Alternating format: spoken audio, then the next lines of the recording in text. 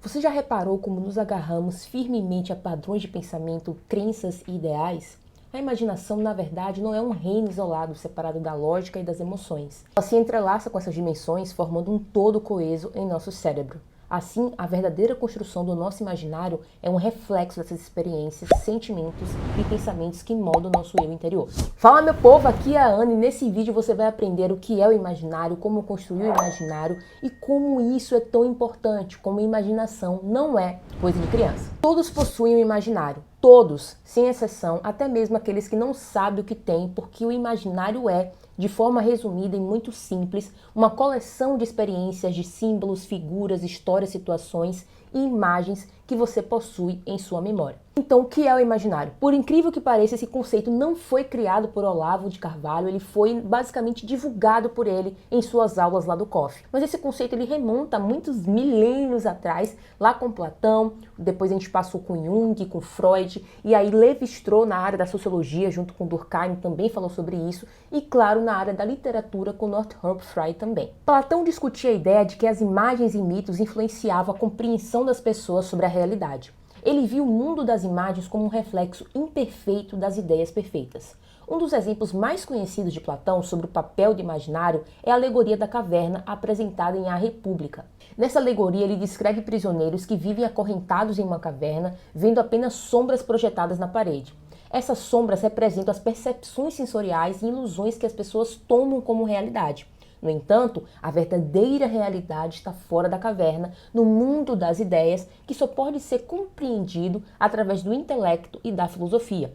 A caverna, então, simboliza o mundo do imaginário, onde as percepções são limitadas e distorcidas. Platão também utilizava os mitos em seus diálogos para explicar os conceitos filosóficos complexos. Ele acreditava que os mitos poderiam servir como ferramentas pedagógicas para comunicar verdades profundas de maneira acessível.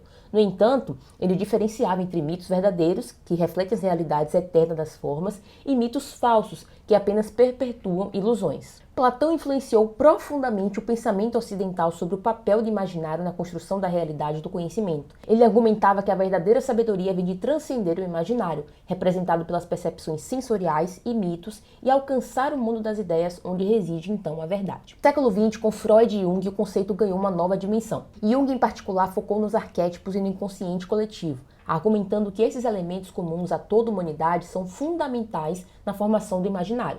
Para Jung, o imaginário é composto por essas imagens arquétipicas que se repetem em diversas culturas e não são apenas expressões artísticas ou literárias, mas uma manifestação dos arquétipos do inconsciente coletivo. Ele introduziu a ideia do inconsciente coletivo, que seria uma camada mais profunda do inconsciente e que ela não é pessoal, mas ela seria compartilhada com toda a humanidade. Diferente do inconsciente pessoal, que é formado por experiências individuais reprimidas, o inconsciente coletivo é composto por elementos universais que Jung chamou de arquétipos. Os arquétipos são padrões primordiais de comportamento e imagens universais que existem em todas as culturas e épocas. Elas são estruturas básicas do imaginário humano e aparecem em mitos, sonhos, arte, religião e outras expressões culturais, como, por exemplo, o arquétipo do governante, do bobo da corte, do fora da lei. Ou seja, para Jung, o inconsciente coletivo é parte da gente que contém memórias e padrões de comportamentos comuns a toda a sociedade e é formado por ideias e símbolos universais que são os arquétipos manifestados em mitos, sonhos e cultura. O imaginário é a expressão viva do inconsciente coletivo e é importante para o nosso desenvolvimento pessoal. Na sociologia e antropologia, o imaginário é visto como um conjunto de símbolos, mitos e narrativas que ajudam a estruturar e dar sentido à vida coletiva e à sociedade. Essas disciplinas exploram como o imaginário coletivo influencia e é influenciado pelas práticas culturais, crenças e normas sociais. Emile Durkheim, um dos fundadores da sociologia, trabalhou com a ideia de que as crenças e práticas religiosas são uma forma de expressão do imaginário coletivo. Ele argumentava que os mitos e rituais religiosos são essenciais para a coesão social, pois eles criam um senso de identidade e pertencimento entre os membros de uma comunidade. Segundo Durkheim, o imaginário coletivo é formado por representações sociais, ideias, valores, símbolos, que existem na consciência coletiva e que orientam o comportamento dos indivíduos dentro de uma sociedade. Por exemplo, o totemismo que ele estudou nas sociedades aborígenes é uma forma de imaginário que conecta o sagrado à identidade do grupo, reforçando os laços sociais. Nos estudos literários e culturais, o conceito de imaginário é amplamente utilizado para entender como as narrativas, sejam elas literárias, cinematográficas ou midiáticas, ajudam a mudar as percepções das pessoas sobre identidade, sociedade e mundo ao redor. Já Levi-Strauss trouxe o conceito de estruturalismo para o estudo do imaginário, ou seja, ele propôs que o pensamento humano é organizado de forma estruturadas e que os mitos e narrativas são expressões dessas estruturas mentais universais. Para ele, o imaginário é composto por estruturas subjacentes que são comuns a todas as culturas, mas que manifestam de diferentes maneiras. Os mitos, por exemplo, são uma forma de resolver contradições internas da sociedade, como a vida e a morte, a natureza e cultura, o masculino e o feminino. Ele mostrou que os mitos de diferentes culturas, embora pareçam diversos na superfície, compartilham padrões profundos e estruturas narrativas semelhantes. Isso reflete uma lógica interna do imaginário humano que busca explicar o mundo através de oposições e reconciliações simbólicas. Northrop Frye, que foi um influente crítico literário canadense, ele desenvolveu teorias significativas sobre a formação do imaginário na literatura e na cultura. Suas ideias sobre esse tema são fundamentais para entender como as narrativas e símbolos moldam nossa compreensão do mundo. Frye argumenta que o imaginário coletivo é fortemente influenciado por mitos e arquétipos recorrentes na literatura e na cultura. Esses padrões narrativos e simbólicos universais formam a base do nosso entendimento e interpretação do mundo. Ele também propôs a ideia de que a literatura segue ciclos ou modos, cômico, romântico, trágico, o irônico ou satírico, que reflete e molda nossas percepções da realidade e da condição humana. Ele enfatizou, é claro, também a importância das estruturas simbólicas na formação do imaginário, sugerindo então que certos símbolos e imagens recorrentes, como ascensão e queda, ciclos naturais, são fundamentais para a nossa compreensão de mundo. Ele também destacou como obras literárias se influenciam mutuamente, criando uma rede de significados e referências que enriquece e complexificam o nosso imaginário coletivo. Segundo ele, a Bíblia teve um papel central na formação do imaginário ocidental, fornecendo um vasto repertório de narrativas, de símbolos e de temas que permeiam até hoje a literatura e a cultura. E, por fim, ele enfatizava o poder da imaginação na criação e interpretação de significados, vindo como uma força ativa na formação de nossa compreensão do mundo e de nós mesmos. Então agora você sabe o que é imaginário, e quando a gente pensa em imaginário brasileiro, você pode se perguntar quais são as nossas referências. E a gente tem que pensar que, apesar de nós termos sido influenciados por países africanos, colonizados pelos portugueses e ter influências disso na nossa cultura, a gente também criou muita coisa. E a gente criou, logicamente, com base em referências. Essas referências são diversas, então a gente tem referências na literatura, na música, na arte, e cada uma dessas forma o nosso imaginário brasileiro. Então, logicamente que eu sou muito mais inclinada a falar da literatura, eu vou dar um exemplo. Machado de Assis é algo que forma o nosso imaginário brasileiro. Não só por ele ter sido um clássico, mas como eu já falei em outras oportunidades, um clássico, ele é um clássico não só porque ele simplesmente foi colocado ali no instante e falaram assim, não, esse livro aqui é um clássico. Na verdade, um clássico é um clássico porque, primeiro, ele ultrapassou a barreira do tempo e ele fala de temas universais. Temas universais são aqueles temas que podem passar anos e anos e anos e as pessoas estão ainda falando sobre isso. O ciúme, a dúvida, a traição, que são temas que estão ali, por exemplo, em Dom Casmurro. Quando a gente está falando de outro livro de Machado de Assis, podemos citar Memórias Póstumas de Brás Cubas, que é uma visão mais crítica e satírica da sociedade lá do período imperial. O Machado de Assis faz parte do nosso imaginário porque ele trata de temas universais, mas trata da forma brasileira. Ele coloca esses temas universais dentro aqui do Brasil, assim como fazem outros autores também, tá? A gente pode falar também de Guimarães Rosa, com Grande Sertão Veredas, que é um mergulho profundo no sertão brasileiro, explora a vida dos vaqueiros, a complexidade do sertanejo. Um outro autor muito legal de falar é o do Nelson Rodrigues. Por quê? Porque Nelson Rodrigues, lá no A Vida Como Ela É, que é uma coletânea de contos escritas por ele, lá publicada lá pela década de 60, que é uma observação muito aguda, muito ferrenha do cotidiano. Tem muita gente que não gosta, que acha que é repetitivo, mas se você ler uma ou duas crônicas dele, você vai entender o porquê que esse autor, ele reflete o nosso imaginário brasileiro, porque ele está ali contando as coisas cotidianas da vida.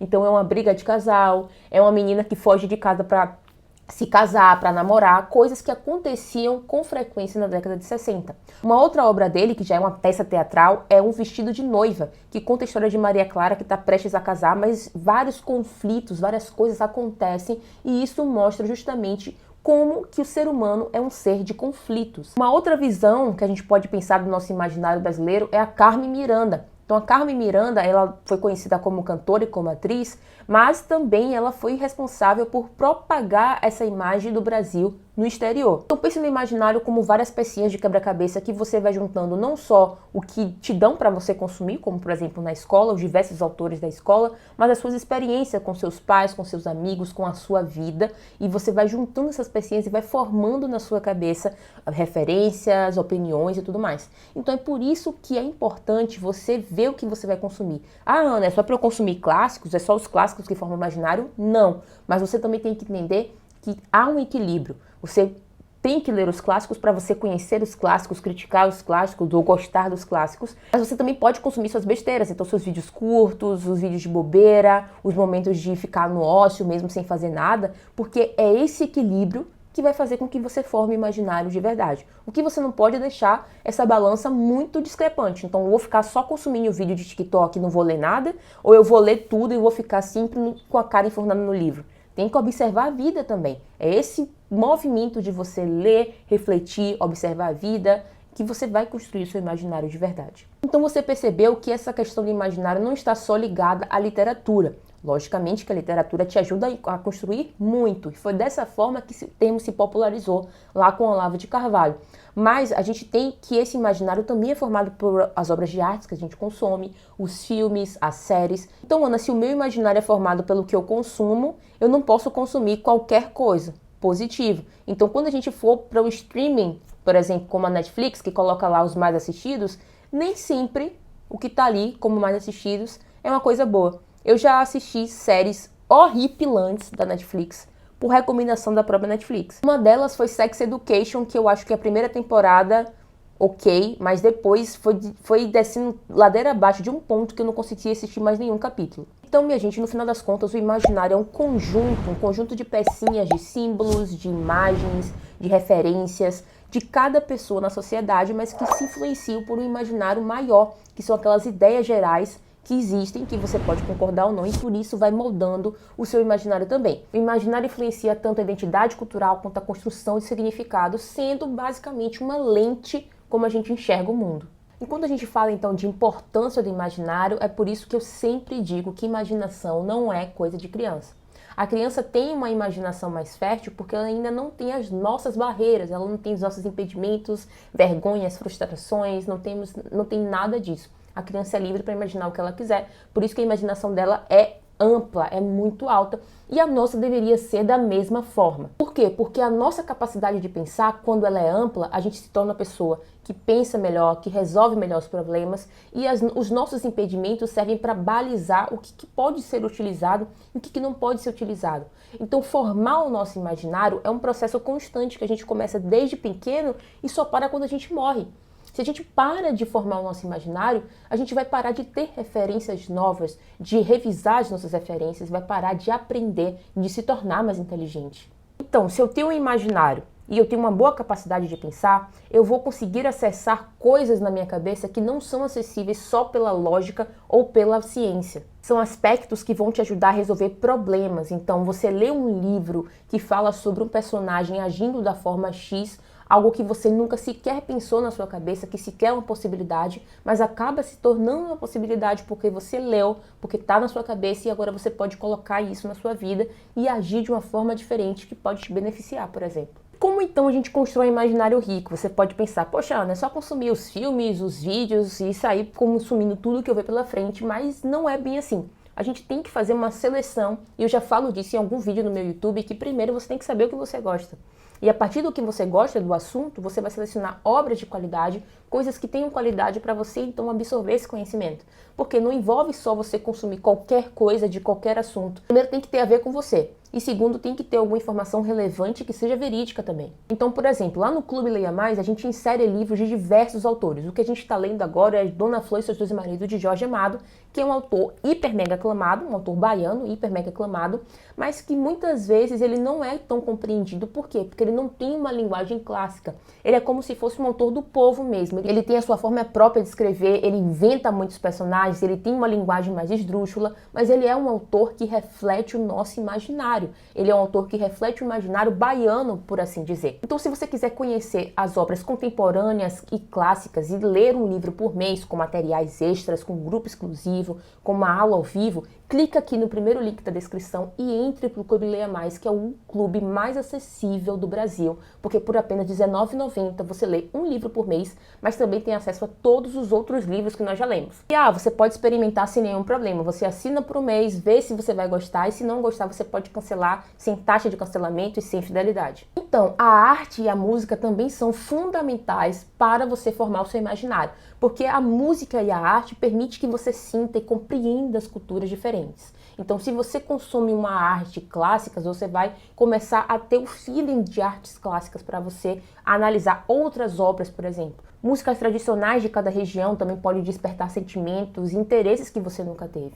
Então você precisa ir atrás de consumir coisas que você nunca consumiu, ao mesmo tempo que ver o que te interessa ou não. Porque você pode também criar novos interesses. Mas comece com os seus para você criar ritmo, criar hábito de consumir coisas novas e de formar o seu imaginário. Vou dar um exemplo. Se não fosse a minha pesquisa, eu jamais teria assistido A Viagem de Chihiro, porque não era um filme, não era um estilo que eu achava que eu gostava. Mas quando eu assisti, eu gostei. Ted Lasso também é uma série que eu tô gostando muito de assistir. A construção do personagem do Ted, a construção da narrativa a partir daquele time de futebol tem sido incrível para mim. Eu tenho aprendido muito sobre narrativa e sobre empatia com as pessoas, mesmo que você não goste delas. E há outras séries e filmes mais clássicos, como The Good Father, como é um filme, enfim, Poderoso Chefão, é um filme classiquíssimo. E nós temos a série hypezinha até hoje, que é o Game of Thrones, que terminou de uma forma horrorosa, mas se você assistir até a 5ª temporada, você vai ser muito feliz. Você tem que consumir também bons livros, e aqui, como eu falo, consumir livros clássicos, sim, mas você também pode consumir outros livros.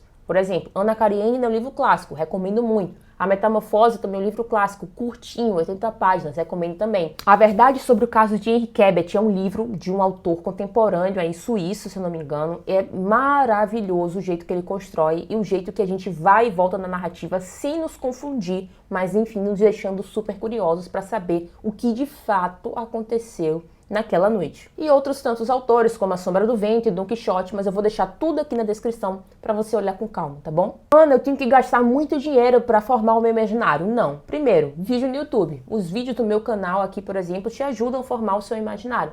Mas você pode pesquisar sobre o assunto que você gosta aqui no YouTube. Você também pode olhar para a sua vida. Quando você desce o elevador, quando você abre o portão da sua casa, você tá no celular ali, ó, você não tá nem observando se tem um cachorro latindo, se tem alguém passando na rua, você perdeu a capacidade de observar a vida à sua volta. Você pegar um ônibus hoje em dia pode te causar uma sensação diferente se você começar a prestar atenção. O cobrador, ele tá cansado? Putz, nem tem mais cobrador aqui, é só aquela maquininha. O cobrador foi substituído por uma maquininha de passar o cartão. Mas agora o motorista também virou cobrador. Será que ele tá muito mais cansado do que o comum? Poxa, essa praia aqui já foi melhor. O que aconteceu com ela? Será que tá porque tá com muita gente? Ou será que é porque estão jogando lixo na praia? A gente não se faz mais essas perguntas. Essas perguntas, elas se tornaram idiotas, porque a gente tá sempre ali com o celular na mão. Então, quando a gente... Putz, cara, minha vida aqui, mano, olha, tem esse livro aqui. Tipo assim, tem letras, beleza, tem palavras, mas tem o próprio livro. Por que o livro foi feito desse tamanho?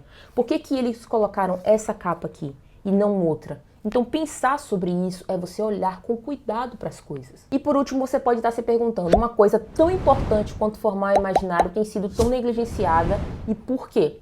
Logicamente que o maior motivo da gente ter essa negligência com a formação de imaginário é porque é muito mais fácil manipular pessoas que não têm conhecimento, pessoas que só seguem manadas, pessoas que ouvem as coisas e as catam sem nenhum tipo de criticidade. Quando você lê mais, você escreve mais, você se torna mais crítico. É muito mais difícil te deixar levar por palavrinhas bonitas, por discursos feitos, por uma copyzinha bem feita de um anúncio, do que se você for uma pessoa que não lê. Porque a pessoa que não lê, ela vai ali e vai dizer, poxa, isso aqui é legal, isso aqui é a única coisa que eu conheço e por isso que eu vou aceitar de bom grado. Então, ser uma pessoa de pensamento crítico não é sair criticando tudo e a todos, mas é ser uma pessoa que está cultivando a inteligência e está cultivando ser uma pessoa interessante, no sentido de não ser uma reprodutora de fatos ou de notícias, mas ser uma pessoa pensadora, tá? Então seja uma pessoa pensadora e eu te vejo no próximo vídeo.